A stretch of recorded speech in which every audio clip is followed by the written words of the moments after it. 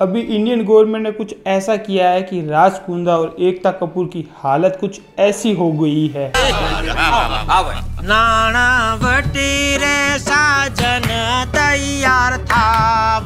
Basically Indian government ने 25 OTT platform और website को बैन कर दिया है, जिसमें उल्लू, हॉटस्टार और फ्लिक्स नाम से बहुत बड़ी बड़ी ऐप शामिल है। गवर्नमेंट ने इसके पीछे रीजन यही दिया है कि बार बार वार्निंग देने के बाद भी, ये सारे OTT प्लेटफॉर्म मना करने के बाद भी अपनी सॉफ्ट पोर्नोग्राफी लगातार कंटेंट दे रहे हैं। अब इन पर जो बैन लगाया गया है, इन प्लेटफॉर्म ने सॉफ्ट पोर्न बेचकर इंडिया के अंदर करोड़ों का एम्पायर खड़ा कर दिया है। और जो इन्होंने बड़ी बड़ी दुकानें बनाई है, अब इन बड़ी बड़ी दुकानों के ऊपर जरूर ही ताला लगेगा। ऐसे ना जाने कितने प्लेटफॉर्म है जो कि सॉफ्ट पोर्न के नाम पर इरोटिक चीजें दिखा दिखा कर करोड़ों के पैसे छाप चुके हैं। उल्लू ऐप का जो प्राइमर एग्जीपोल है ना, वो सिर्फ अडल्ट कंटेंट के ऊपर ही बेस किया गया है। और ये सारी अडल्ट और वेब सीरीज के नाम पर जो फिल्में बेची जा रही है, ये लो लेवल पर सब्सक्रिप्शन के नाम पर बेची जा रही है। खुद एक उल्लू ऐप ने सॉफ्ट पोर्न बेचकर इतना सारा पैसा कमा लिया है कि उसका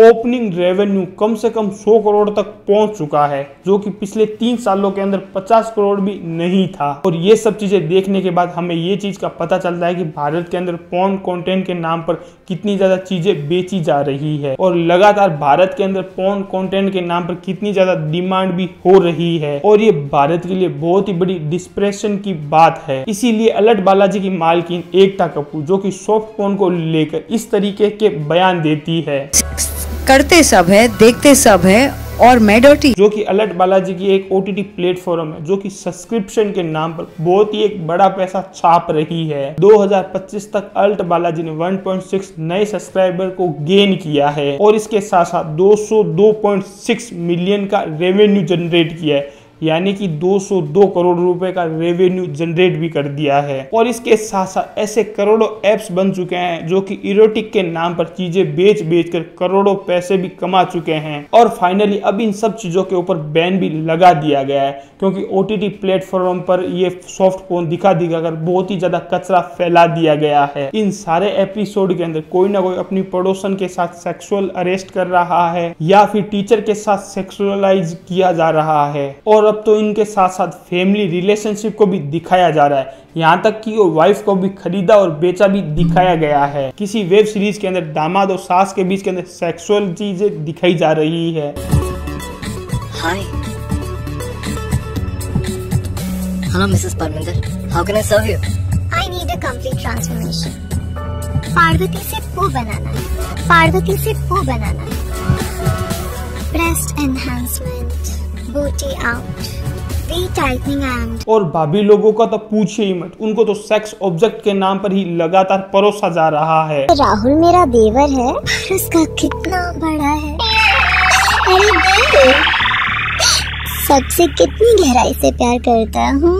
कहीं कहीं पे तो बाप बेटी के नाम पर भी रिश्ते को नहीं छोड़ा गया है। और ये सारी चीजें सॉफ्ट पोर्न के नाम पर हमारे समाज के अंदर सिर्फ और सिर्फ कचरा भर रही है। इसका इम्पैक्ट इतना ज्यादा हो रहा है कि आप इसका अंदाजा भी नहीं लगा सकते। एक 13 से 14 साल का लड़का ऐसी चीजें जब देखता है तो उसका माइंड डेवलप किस ओर जाएगा, ये आप सब चीजों की सोचने वाली बातें होती है। एक 13 से 14 साल का लड़का ये सारी चीजें सॉफ्ट पोर्न के नाम पर अगर देखेगा तो उसका डायरेक्शन वो किस ओर की तरफ मोटिवेट होगा, ये तो आप सब चीजें जान चुके होंगे। छोटे छोटे बच्चों के ऊपर माइंड का नेगेटिव इम्पैक्ट पड़ रहा है, उनके अंदर डिप्रेशन, उनके अंदर एंजाइटी और उनके अंदर माइंड का विकास का कम होना, ये सारी की सारी प्रॉब्लम देखी गई है। सेक्सुअल ओबेसाइड ज्यादा चीजें दिखने लगती है। एक 13-14 साल का लड़का, उसके अंदर एक छोटा होने के बावजूद भी वो बड़े एज का लगने लगता है। और यही सारी चीजें लड़कियों के अंदर भी देखने को मिलती है। और ये सब चीजें लड़कों के अंदर भी नहीं, अगर मेल लोग भी इस चीजों को ज्यादा से ज्यादा कंटेंट देखेंगे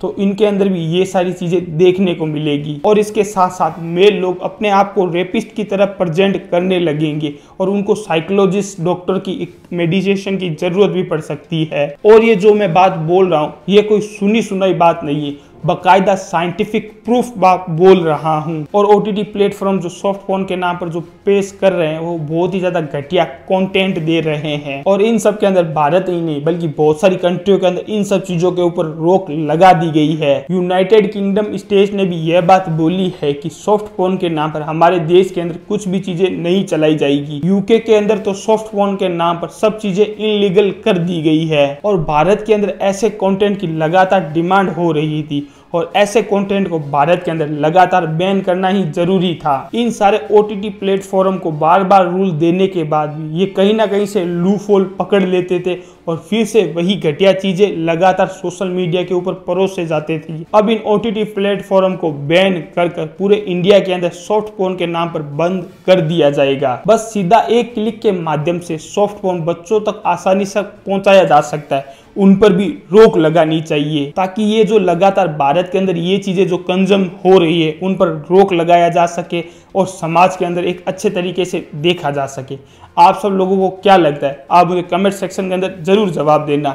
और कौन कौन चाहता है कि भारत के अंदर सॉफ्ट फोन बैन होना चाहिए और कौन कौन नहीं चाहता, आप मुझे वो भी कमेंट कर सकते हो। और अपने कमेंट के अंदर जरूर हैशटैग जरूर डालिए ताकि लोगों तक ये बात पहुँचे और उनको ये चीज़ें देखने का मौका मिले। इसी तरीके से अपना प्यार बनाए रखिए। जय हिंद, जय भारत।